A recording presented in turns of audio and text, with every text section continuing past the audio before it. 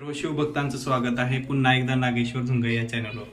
आपण या व्हिडिओमध्ये बघणार आहोत ज्योतिताई टाकळी यांचं भव्य कीर्तन.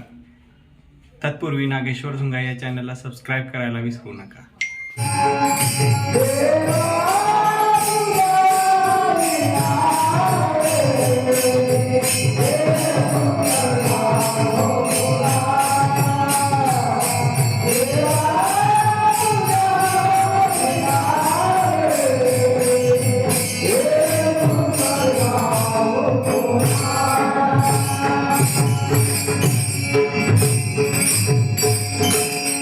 भक्तीमध्ये आमचा समर्पण भावाला पाहिजे. भक्तीचे 6 पायऱ्या सांगितले. भक्त माहेश्वर प्रसाद प्राणी शरणानी अविद्या. तेवढ्या तरी पायऱ्या मला कळाल्या नाही तर त्या तेवढ्याच सार मी तुम्हाला सांगून जाते. त्या 6 पायऱ्या त्या भक्तीचं सार म्हणजे आमचा समर्पण भाव आहे. आम्ही आमचा पूर्ण भाव त्या भगवंताच्या चरणी समर्पण केला पाहिजे. एवढंच नाही तर भगवंताला म्हणलं पाहिजे देवा तुझ्या बिना हे दुःख जाऊ कुणाला. एवढंच नाही जाऊ कुठे कळेना सांगू कोणा समजेना देवा तुझ्या बिना हे दुःख जाऊ कुणाला. देवाला म्हणलं पाहिजे देवा तुझ्याशिवाय माझं कोणीच नाही. तुझ्याशिवाय माझं दुःख मी कोणाला सांगू देवा. एवढंच नाही एवढं मी भरकटून गेलो जाऊ कुठे कळेना सांगू कोणा समजेना. या जगात आपलं कोणी नसतं. सांगू कोणाला देवा सांगून सुद्धा कोणाला समजत नाही. माझं दुःख समजून घेणारा तू एक भगवंतच आहे असं म्हटलं पाहिजे. शिवार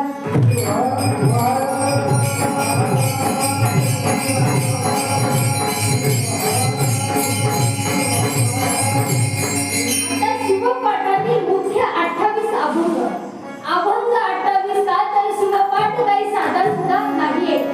29वा अभंग आमची शंका मिटवण्यासाठी शिवदास माऊलींनी लिहिला. 28 का 6 पुराण 18 पुराण 6 शास्त्र आणि 4 वेद असं मिळून 28 त्या पूर्ण 4 वेद 18 पुराण आणि 6 शास्त्र याचं संपूर्ण सार शिवदास माऊलींनी शिवपाठामध्ये लिहून काढलं. एवढं म्हणून सुद्धा आम्ही मोळे असतो. आम्हाला त्या अभंगाचा अर्थ सहजपणे कळत नाहीये. म्हणून शिवदास माऊलींनी शिवपाठातील 29व्या अभंगाची निर्मिती केली. त्या अभंगामध्ये शिवदास माऊली म्हणतात न कळणी अर्थ पाठ करी भावे तोही ज्ञान पावे न कळणी अर्थ. जरी आम्हाला त्या शिवपाठाचा अर्थ कळायला नाही ना मायमाऊली तरी सुद्धा आम्ही जर भक्ती भावाने अंतःकरणाचा न कळणी अर्थ पाठ करी भावे तोही ज्ञान पावे तो सुद्धा व्यक्ती शिवाचा प्रमेय त्या व्यक्तीला ज्ञानाची प्राप्ती होते. एवढंच नाही याही पुढे जाऊन शिवदास माऊली सांगतात भावहीन कळे ऐसे देखा मूर्ख स्त्री आवाळाधिक हो. ज्याला भाव काय हे सुद्धा कळत नाही. स्त्री असो बाळ असो हो का कोणी ते सुद्धा काय केले त्याही नित्य नेमे करिता पठण. त्या सर्वांनी सुद्धा जर नित्य नेमाने शिवपाठाचं नामचिंतन केलं नामस्मरण केलं तर काय होतं त्याही नित्य नेमे करिता पठण क्रमे भावे ज्ञान लाभते. तर शिवदास माऊली सांगतात की क्रमाने कार्याने सिद्धीने आम्हाला काय होतं त्या ज्ञानाची प्राप्ती होते. म्हणून सर्वात महत्त्वाचा आहे आमचा भाव. देव भावाचा भुकेला आणि काही एवढंच नाही आपल्याला सुद्धा मंदिराकडे यायची गरज नाहीये. आपल्याला सुद्धा भगवंताकडे जायची गरज नाही. नामस्मरे ज्याच्या लागे पाठी नाही चिता भेटी आता बघा तुम्ही असं ऐकलं असेल की याच्या पाठीमागे भूत लागलं. याला आधी काय करा 4 मिरच्या 2 लिंब 1 मोठी तुळा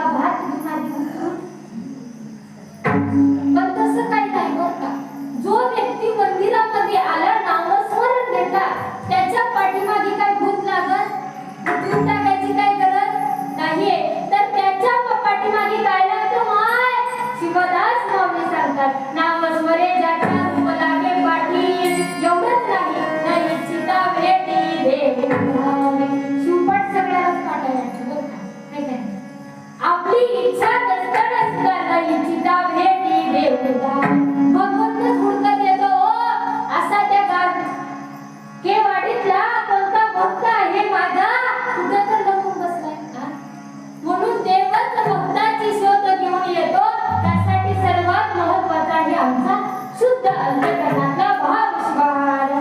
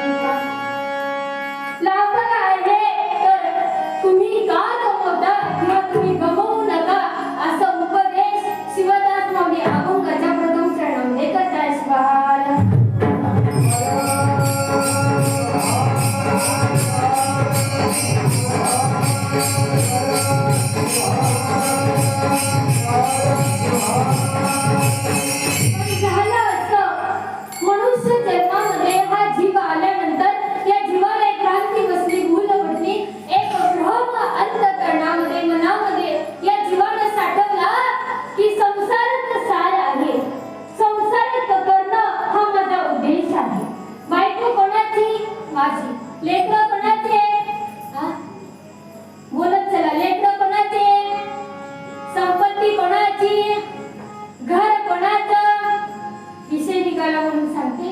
एका ठिकाणी असं कीर्तनाला गेले होते आप्पा आणि गेल्यानंतर एका माय माऊलीच्या घरी माझा मुक्काम होता.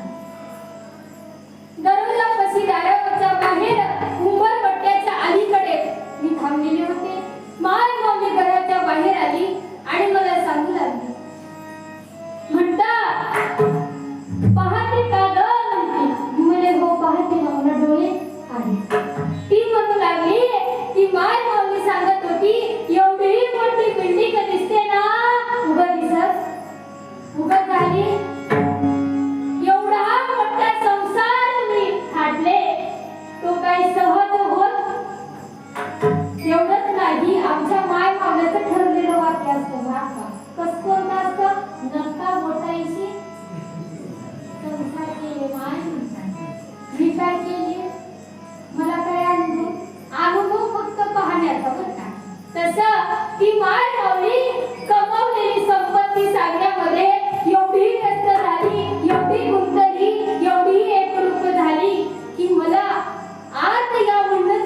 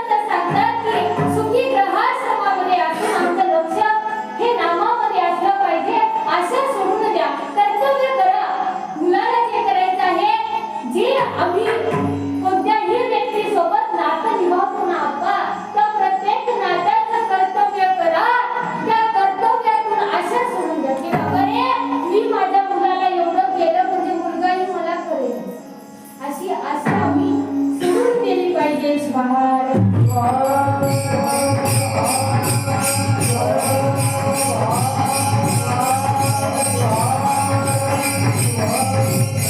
बघा आपला विषय कसा लिहिला आठवतंय का कुणाला?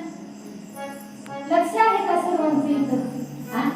दिसतात तर इथं पाहता तर माझ्याकडे पण आता तुमचं मन कुठे आहे ते काय मला दिसतच सापडतच ते तर मन आमचं आम्हाला सापडत नाही मला काय सापडत नाही तर बघा आपला विषय चालू होता पती पत्नीचा ते काय आम्हाला दिसलं तर बघा त्या पतीला पत्नीची इंग्रजी भाषा सेवन करत असताना वाटली काय सुंदर भाषा आहे आपणही शिकावं नवीन गोष्टीची माणसाला खूप आवड असते नवीन नवीन असताना कसं असतं ना याची चंद्रमुखी थोड्या दिवसाने होते ती सूर्यमुखी काही काळाने होते ती ज्वालामुखी आता ज्वालामुखीचा या धरणी मातेतून उद्रेक झाला काय होतं ते काय सांगायची गरजच नाही तसं तो म्हणू लागला म्हटलं अगं सुंदर अशी इंग्रजी भाषा मला शिकवून का म्हणतात आवड बघा आशा सांगते भ्रम माणसाचा त्या संसारातल्या या जीवाची भ्रांती सांगते काय भ्रांती आहे आज आमच्या मनाला बसली ती म्हणू लागली हो म्हणलं शिकवते ना म्हणजे ती इंग्रजी भाषेतील पहिल्या दिवसाचा पहिला शब्द यस हा शब्द म्हणायला पतीला शिकवले आता यस म्हणजे काय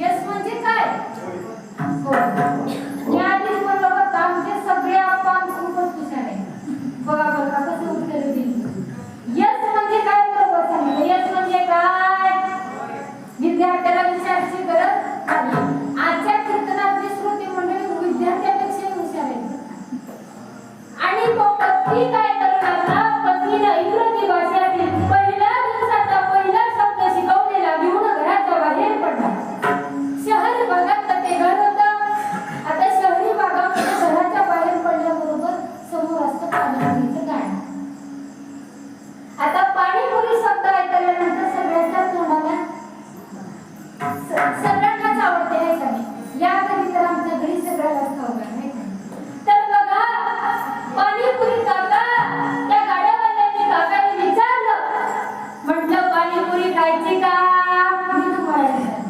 पाणीपुरी खायची का यस बघा तर बघा यस हा म्हणू लागला पत्नीला शिकवलेला शब्द सध्या पत्नीच्या शब्दाला खूप मान आहे यस म्हणला खाल्ला झालं असं पुढे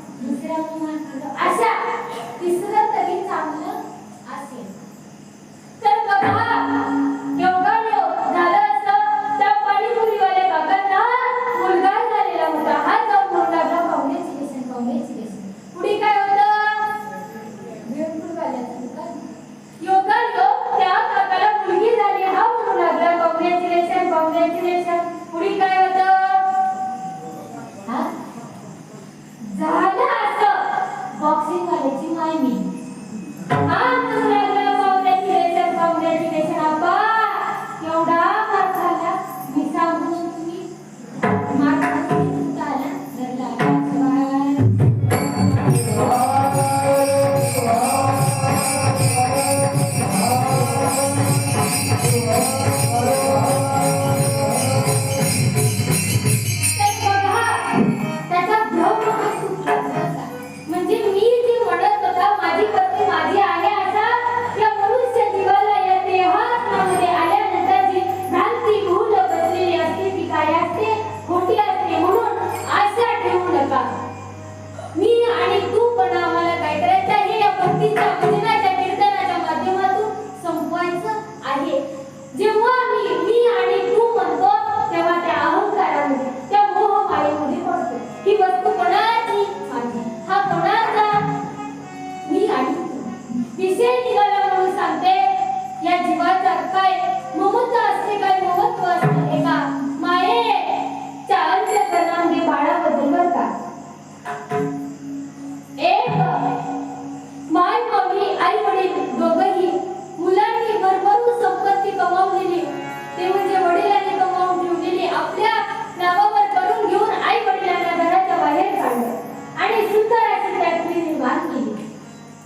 झालं असं, त्या फॅक्टरीला आग लागली असं त्या आई वडिलांना कोणीतरी येऊन सांगितलं, अहो तुम्हाला माहिती आहे का? म्हटलं काय? तर तुमच्या मुलांच्या फॅक्टरीला त्या कारखान्याला आग लागली. आता आई वडील एवढं सैला वैला जाऊ लागले, तिथून पाणी आणू का, तिथून पाणी आणू. कसं माझ्या लोकांची ते लागलेली आग त्या कंपनीला मी विझू. तेवढ्यात लोक आला, म्हटलं बाबा आई कुठे चालला तुम्ही? काय नाही बाळा, तू कमवलेली माणसाकडून घेतलेली संपत्ती जळत आहे ना, ती पाणी टाकण्यासाठी जातो. असं म्हणल्यानंतर तो म्हणू लागला, बाबा तुम्ही चिंता करू नका, ती फॅक्टरी कालच मी माझ्या मित्राला विकून टाकणार. तेव्हा आई वडील म्हणू लागले, ऐकू काय म्हणजे जोपर्यंत आमच्या मुलाचं होतं तोपर्यंत आमचा 10 वर्ष मुलं होतं. जेव्हा मला कळालं मुलाचं नाही तेव्हा आम्ही तिथं थांबलो. पण बघा तुम्हाला विषय निघाला म्हणून सांगते, आई आणि वडील या दोघांचं काय महत्व आमच्या जीवनामध्ये असतं. खरंच सांगायला माय आई असते आपली धरणी माता आणि बाप असतो घरातली छत्र छाया. आता त्या घरामधलं छत जर निघून गेलं तरी घर बघावं असं वाटत नाही. राहिला जर घरामध्ये जमीनच नसेल तरी घरावर पाहावं असं नाहीये. म्हणून आई आणि वडील हे आपल्या जीवनातील एक अमूल्य मौल्यवान गुण आहे. एक छत्र छाया म्हणून आमच्या मस्तकावर राहतो, तर एक आमच्या हाती धरून आमची माय माऊली आम्हाला पुढे चालवते. पुन्हा आता युवा मंडळी काही नाही, सध्या ही गोष्ट त्यांना खूप सांगायची गरज आहे की आई वडिलांमध्ये भगवंत पहा. आई वडिलांची सेवा केल्यानंतर साक्षात भगवंताच्या सेवेचं फळ तुम्हाला घरी बसूनच प्राप्त होईल. शिवाय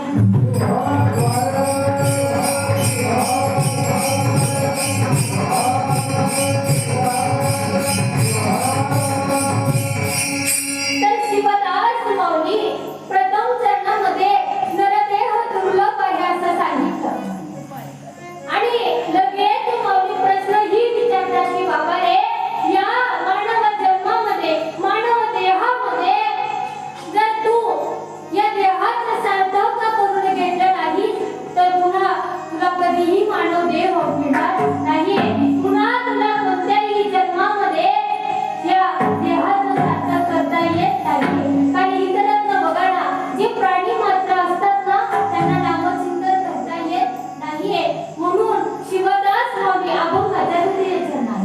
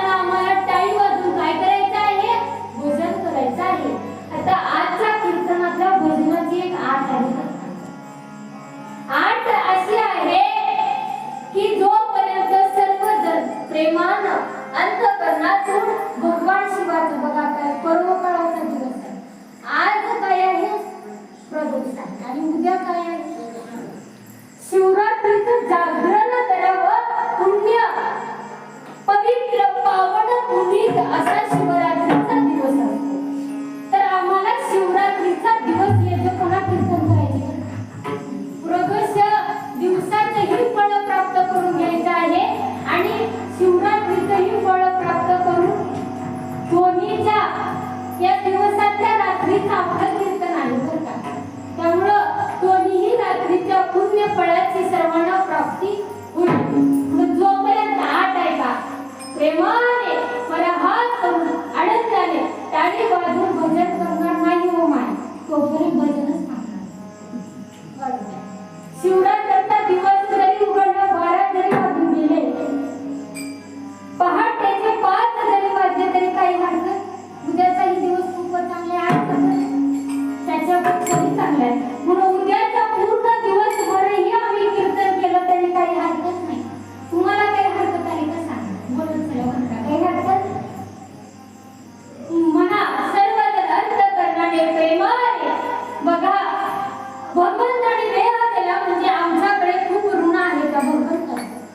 आम्हाला ते ऋण थोडं तरी चुकवता येईल, फेडता येईल असं आम्ही त्या भगवंताचं नामस्मरण चिंतन करू प्रयत्न करायचा आहे बरं का. प्रेमाने शंकर